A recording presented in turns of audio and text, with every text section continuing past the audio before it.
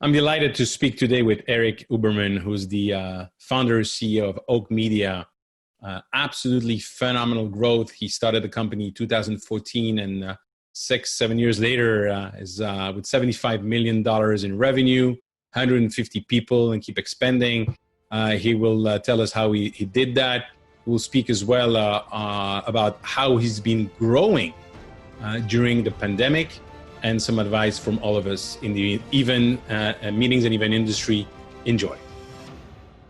Today, I'm delighted to be speaking with Erik Huberman, founder and CEO of Hawke Media, and what I would call, he's a rock star. He's Forbes 30 under 30, probably a few years ago, but not too long ago.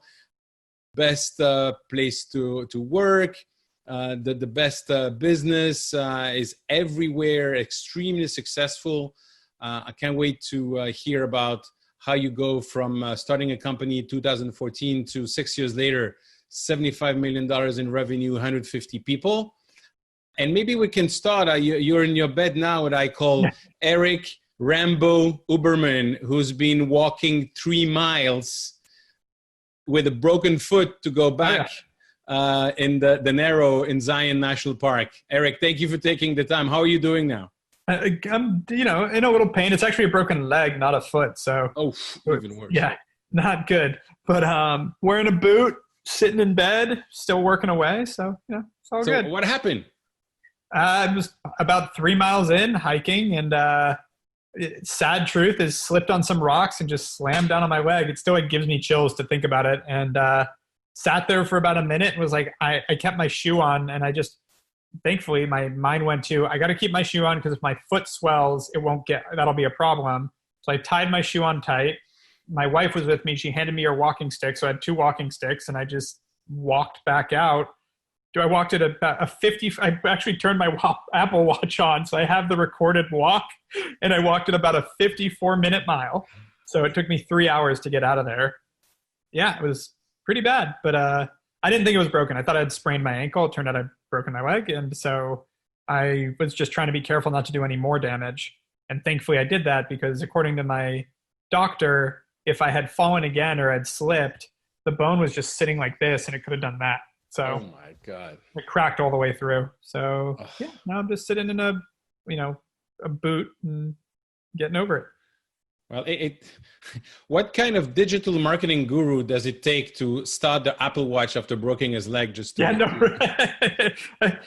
a problem when I had to get the data, Honestly, though, I will say the reason I did it was I knew it was about 3 miles out, and I wanted to be able to look at my watch for how much longer I had to go, because I was walking so slow. Again, 3 hours on a broken leg. That was part of what kept me going, was knowing that I was actually making progress and knowing how much further I had to go, taking a rest at the halfway mark, because I was trying to push through. Because again, I knew that over time with an injury like this, I've broken bones before. It just gets worse and worse for a few days. So, yeah. Wow.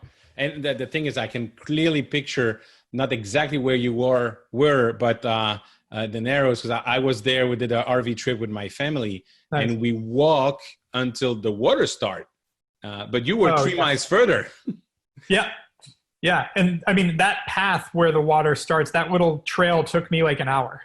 I'm sure. Yeah. Well, I'm glad you're back and healing now. And I'm glad you're taking the time to speak with me. The Business of Meetings podcast is for business owners in the meetings and event industry. I love your story. We know each other from this amazing community started by Jason Gaignard called, and Candice, his wife, called MMT, Mastermind Talk. I heard you speaking there as well. So we're going to talk today about all your successes and how you get there.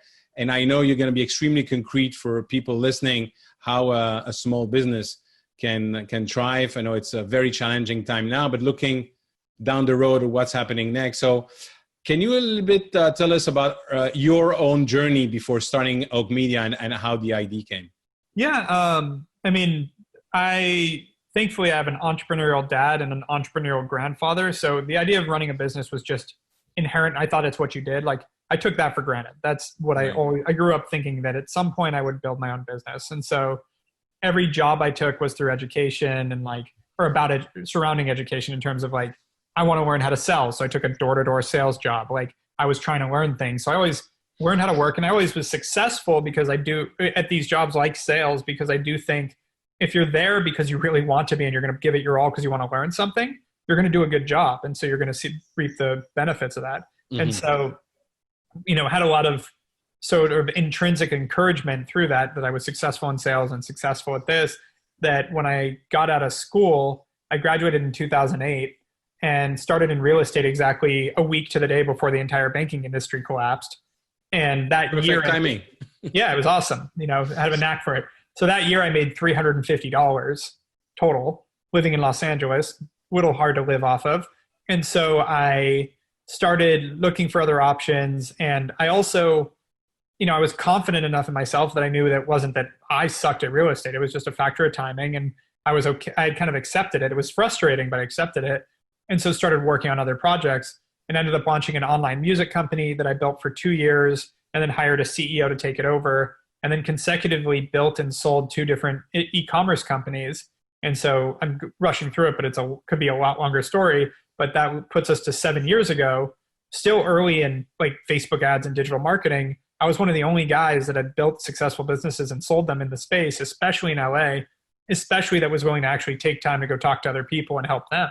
So after selling my last e-com company, I started advising and consulting for a lot of large and small businesses, worked with Red Bull, Verizon, HP, as well as a lot of startups, and just saw the same thing over and over again, which is when it comes time to execute on marketing, it is a really tough ecosystem. The companies have 2 options. They hire a team in-house or hire an agency, but hiring in-house, it is really hard to attract the best talent out there. And in marketing, it's an opportunity cost. If you're not getting the best, you're missing money. So even if you are able to attract them, then you have to afford them, which good marketers are expensive. Even if somehow you have the money and you've got the people and you're a great company, if you build the whole team in-house, you end up operating in a vacuum. And still my favorite example of this is that Kendall Jenner Pepsi ad when she like solves racism with a can of Pepsi.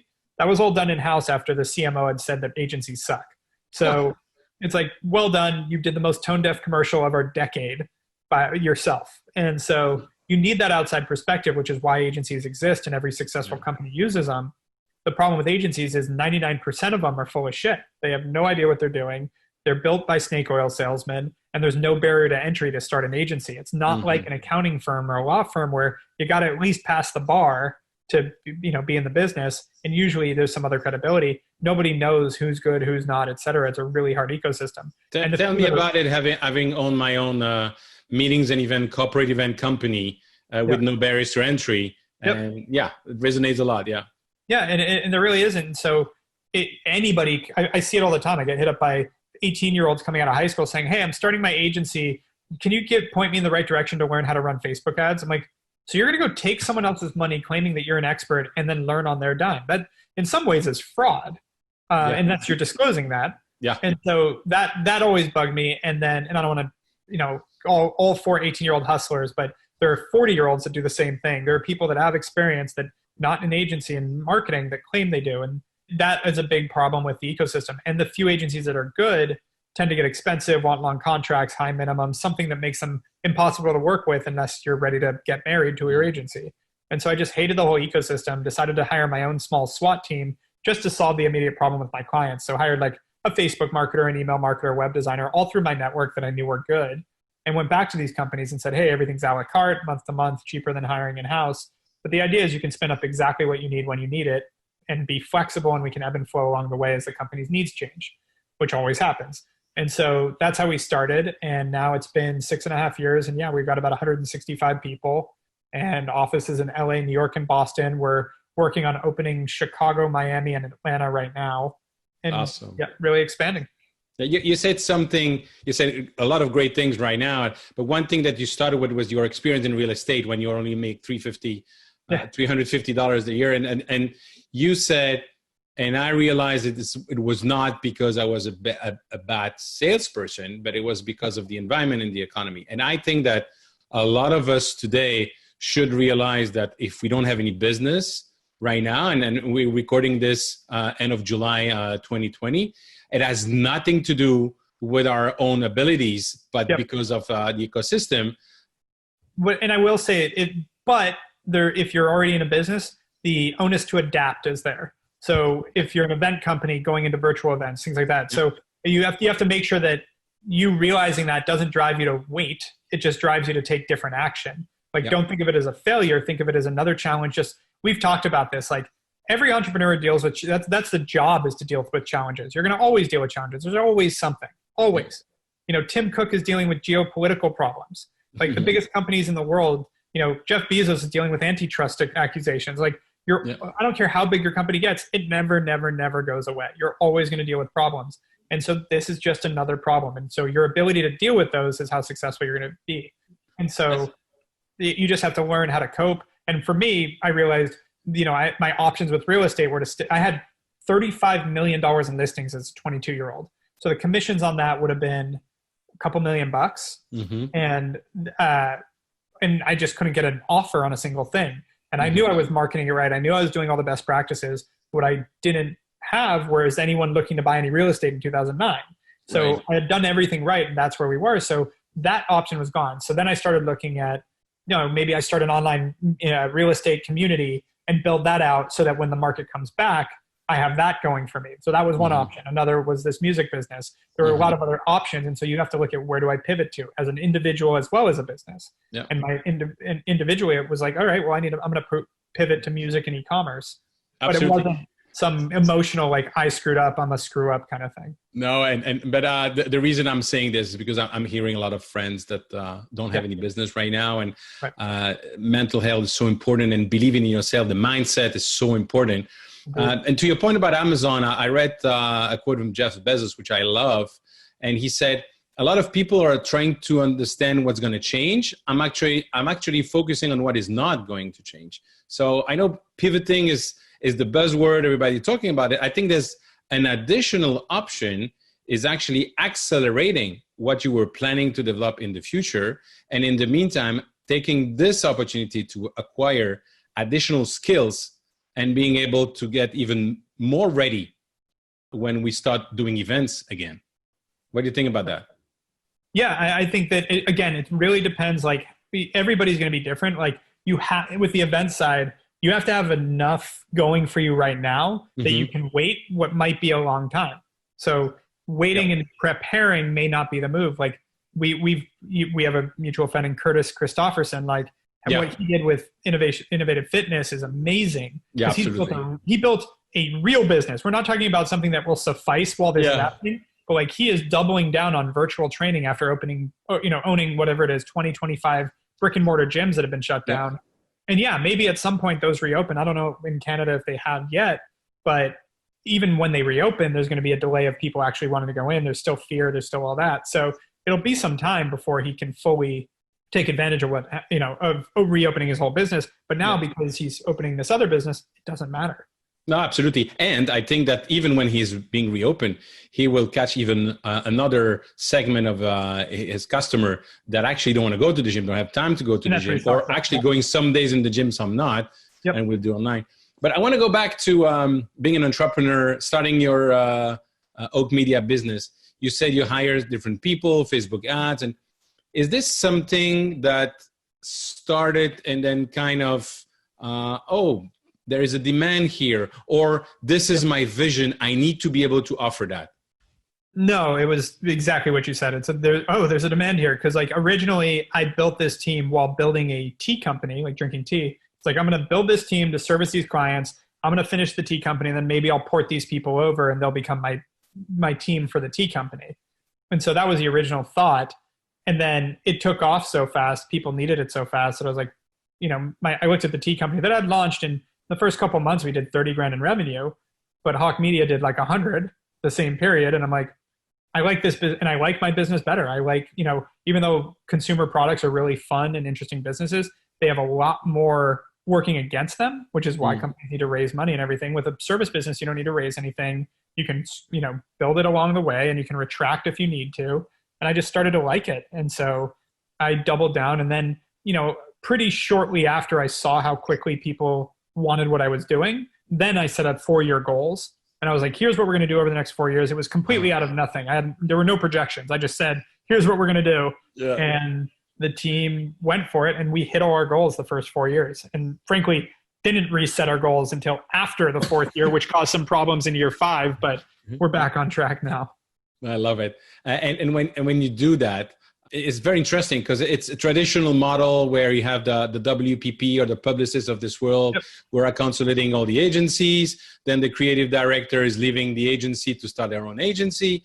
And you are coming with a totally different business model. Now, how do you serve over 1,600 brands? Well, not actively. So we currently probably have around 450 clients. Even that, how do you do that? Well, so, I mean, we have 160 people, let's say, so you're talking about 2 to 3 clients per person in terms of headcount.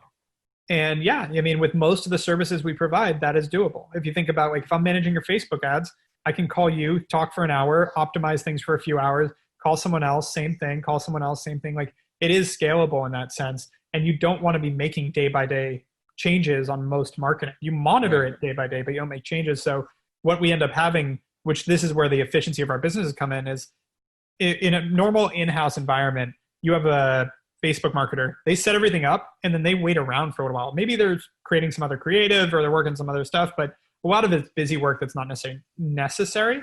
With us, that person's just going on to the other account, working on theirs. As soon as they're done there, they come back to yours, and that ebb and flow of responsibility. So it's not like a set 2 hours per client per day. It's every client's maybe getting a half hour a day, and then one client's getting 4 hours of reset for that day. And then the next day it's a different client. And it's that mixing their time is where the efficiency comes in. But you get a really high level expert for a lot cheaper than you'd be able to hire them. Got it. So a few months ago already, you put together a virtual event. Yeah. Yep. I was going to say out of nowhere, but I mean, you didn't have any virtual event before, but you did have events, so you had all those connections. I mean, out of nowhere is a fair statement. It came out of nowhere. It was just like, we're doing this.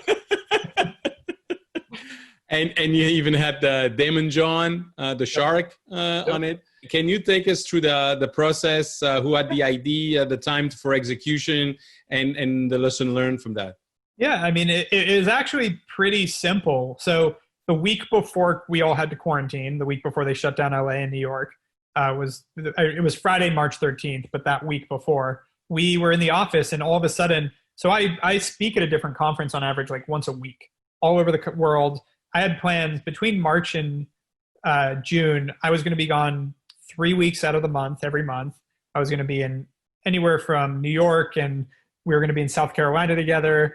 And I was going, where else was I going? To Utah. And I also had plans to go to Amsterdam, France, London, all for conferences, and have the crazy travel plans. And in one day, pretty much, or a few days, everything got canceled overnight. And so there are a few things that happened there. One, we do a lot of I do those for a reason. We generate a lot of business with me being at conferences. So I'm looking at it going, well, all right, we got to figure something else out here, because that's important for our business. Yeah. Number two, I was looking forward to that. And I know other people were looking forward to it as well. Like that was going to be fun. Number three, there's a lot of things learned at these conferences and information gathered that now there's what replaces that. So like Shop Talk was coming out, which is a big e-commerce conference. And that's a great place to like learn a lot about the industry that wasn't replaced. So beginning of that week, I said, hey, we need to make up for this. Let's do a digital marketing conference. And like, because traffic and conversion was canceled, which is a great one. Yep. Shop Talk was canceled. And I'm like, we need to do one like that. Let's do it digital. Let's do it like mid to late April and take some time.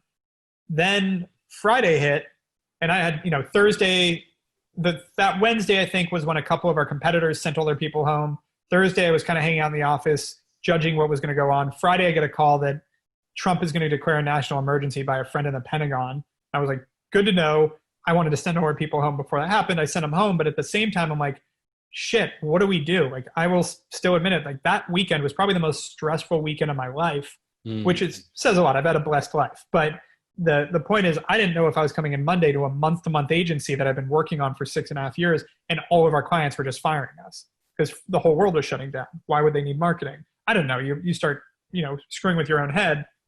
And so through that, I realized, well, shit, everyone else is dealing with the same uncertainty. It's not like I don't know what other people know. Nobody knows. And that's where we started playing the whole "we're in this together" marketing tactic, which worked for a couple of weeks before it became cliche and annoying. Yeah. But we also realized, like, sincerely, like, I get the feedback on that like, you know, a rich celebrity in their mansion is not in it the same as, you know, someone that can't pay the bills. But the point is, everyone was negatively affected by this. Like, I get Jeff Bezos' stock is up, but the guy's still in quarantine. Like, there's still people everybody had an effect from this. You know, there was still, and so the idea of we're in this together was there. But it also, in that, I say that because it also made me realize that our marketing conference was much less important than just overall knowledge. Like, what is going to happen? What is happening? Real-time data.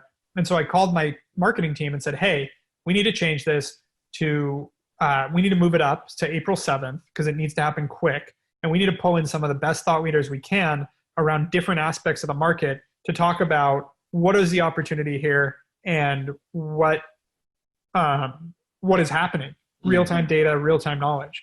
And so that's what we leaned into was, I know I need it. And this is a benefit of my business. I'm our own customer. I'm a medium business size business owner. Like, what I need is generally what our customers need too. And so I'm like, I know I need it. I know other people are going to. And so we throw a lot of in-person events to like nurture our community. And we throw an annual summit. And our biggest summit had about 600 people show up last year. Nice. Our quarantine conference, our online summit had 4,200 people, 4,200 CEOs.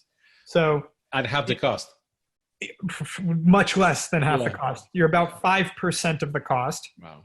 Along with about a fifth of the sponsorship. So we actually made a bunch of money on it, which we used for marketing it.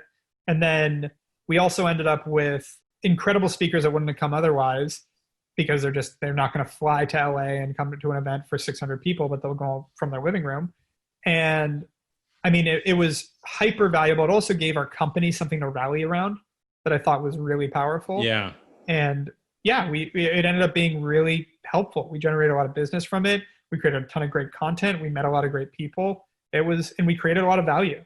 And still to this day, we're putting out weekly reports on what's going on in the industry. And we're now I'm launching a podcast soon that I'm going back and interviewing some of those people that spoke at the conference and just talking about their journey. So yeah, it's been a very valuable pivot for us that now we do bi-weekly online events that you've been invited to, including cooking classes and all sorts of things. Because from there we realized it was webinar overload and everybody's seeing too many webinars and we just need to do something fun. So we started doing paint night and fun things. And we did a magic night, a cooking night. And we're doing, I can't remember what the one in 2 weeks is. Shoot. But every 2 weeks we're doing one. That's amazing. Congratulations. That's 4,200 attendees. That's what you said at the online summit. That's phenomenal. What's your take in the future? Assuming that we have a vaccine or things going back to not normal, but the new environment where things are a little bit like before and new as well. What would be the balance? Would you like no more face-to-face because the online event was very successful, or are you looking at a mix of both? So we have Hawke Fest is the big brand summit we throw. We actually partnered with the city of LA starting this year to do e-commerce week for LA, which is, so think of like New York Fashion Week, but for e-commerce, like really celebrating that LA is very much an epicenter of e-commerce. Yeah. And we wanted to build that out.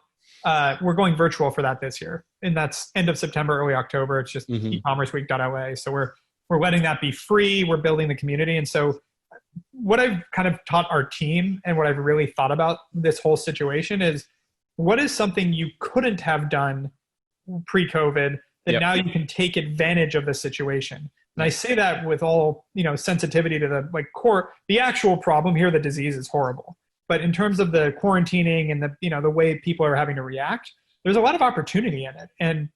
And so our opportunity is now we can throw this virtual summit that people will actually attend, because let's be real, if I had stuff to do in person, no one's sitting in front of their computer. But since even by September, we don't think it's going to be completely open, it's viable to do that. Yeah. And so we're going to be able to attract way more people, make it free, and build this whole community so that next year when we want to do it in person, because the plan is to go back to a lot of in-person events too and mix it, we'll have a huge base and a huge list and a huge amount of traction to build off of to make more excitement for next year. Right. And that's the benefit from it. And so for now, we're still doing virtual events. Our plan is we're actually getting rid of our headquarters. And when we do, our plan is to actually then get a new space that's a great event space somewhere in a great location so that we can throw in-person events again. But that'll happen when and I don't know what that timeline is. Maybe it's when the vaccine's available or whatever it is. At some point, there's a lot of predictions right now that this is going to start to subside. Let's hope so. LA is not a good place to be right now for COVID. But if it does, greetings from Miami. Yeah, touche. So the two worst places to be right now. But if you look at New York is almost nothing. Right. And I'm actually headed down. We have a place in Cabo San Lucas, and they have 200 total cases. Total. How many? 200. Wow. So it's like there's you're starting to see some light at the end of the tunnel in some ways. So if we can see that, then we end up reopening. Then I think events come back. I mean, that's a biological thing. People want to be in person. Like that has been highlighted now more than ever. I don't see that going away. I see that roaring back as soon as it can. I cannot agree more with you than on that one. That's why I'm telling everybody. Even more so because of the social, not the social, what I call physical distancing, because we're much more social with the Zoom, but people crave going back all together, discussing, having those discussions in the hall. That's something that you cannot replace online, for sure not. I agree. I had a question because a lot of the people that are in the industry, in the meetings and event industry, whether it's a DMC or they have their own events, they're trying to expand to different cities. And you are expanding to different cities. What is your model for that? Are you looking at the key person? Are you getting in partnership with that key person? Are you sending somebody from your headquarters to open that market? How do you do that? No, it's key people or acquisitions. So it's either buying an agency locally, like we are looking for one in Miami, or hiring key people that can help expand that, or both. But sending someone out, we did that with New York, and don't get me wrong, the person has done very well. So like, I'm not disappointed in that person at all, but it's a lot slower. It takes a lot longer for that person to build their ecosystem. We'd much rather just pay a little more, get someone on the ground that already has an ecosystem built and really gets us ingrained. Because the whole reason for going local is to be in the local community. If that person doesn't have a local community, then we're just building from scratch. It's just a slow way to do it. Got it. Yeah. And I'd like to end our conversation with my favorite question, thanks to Jason, and also some advice from you. I think the question I'm going to ask you is if we see each other in 1 year with a bottle of champagne, what are we going to celebrate? And in the meantime, what is your advice for all the business owners in the meetings and event industry? Yeah, so celebrate. There's a lot. I'm always celebrating. I mean, I very much. I love that. But I would say, my goals right now are to still have a growth year. So a year from now is halfway through next year. I really measure on normal calendar years. So by the end of the year, I'm still hoping to have good growth and a few more acquisitions that we have under our belt and a couple more offices. Like, I'd say, frankly, in a year, what I'd be celebrating is launching in-person events again. I think that's probably about the right timing, is being together. Like, hopefully we're legitimately celebrating together in South Carolina as it's been done for the year. Yep. So that would be sincerely what I would be hoping for, is that this, even if this lasts another year, which would be crazy, at least that's it, hopefully. Yeah. And then we can all go back to, as much as I'm always feeling blessed, I definitely took for granted the problems that I had. Like, my problems were all driven by growth, not triage. And it was interesting March, April, May to really feel like I worked harder than I ever have worked just to save my business, not to grow my business. And to be able to go back to fully growing and fully working through like issues about growth, I know how lucky I am now. And that's the fun part. So advice to event people: adapt. Don't be a victim. Woe is me. Like, whether it's, the coronavirus or something else, people are going to take hits. Your competitor is going to happen. Your employee is going to sue you. Someone's going to trip at an event and take you to the cleaners. Whatever is going to happen, you're going to deal with it. Get over it. And it's a harsh thing, but someone's got to say it. Get over it and figure out the way to make money in this environment. And the virtual events, no one's figuring it out. We're getting hit it up all the time if we can do virtual events for other people just because we threw our own. Like, everyone's still doing business. And that has been the biggest thing that's highlighted for me. It's like, just like you and your business, your clients still are trying to keep their business. So if you've built something that's so dispensable that they are just cutting you, find a new way to make yourself indispensable. And that's a really important part. For us, the cliche I heard before all this was the first thing people cut when there's a recession is their marketing. And so a lot of agencies cut and held on for dear life during this, and they're all struggling. We're seeing Wieden and Kennedy laid off 20% of their staff or something. W Promote in LA, same thing. And we're hiring. And the reason is I didn't take that as like the cliche that everyone talks about. I was like, well, I see that why that made sense even in the last recession and everyone before that, because digital wasn't a thing. In digital, there's no foot traffic. There's no business unless you're doing digital marketing. Like it goes away. So if you cut off your marketing, you're actually cutting off your oxygen with how business is done these days. So I don't think everyone's just going to cut their marketing. And lo and behold, we dipped a little bit in April because we do have clients like gyms and car washes that were closed. But then we had our best month ever in June, in the midst of a pandemic, because virtual skyrocketed, and people did not just cut. A few people out of fear cut their marketing, but most people that watched the numbers didn't. So, Erik, thank you so much for taking the time. Thank you for all the inspiration. Talking about foot traffic, I hope you can get back to your feed as soon as possible. I can't wait to see you in a year for sure in South Carolina, and hopefully before. So thank you so much. Great. Thank you. Talk to you soon. Great talking with Erik.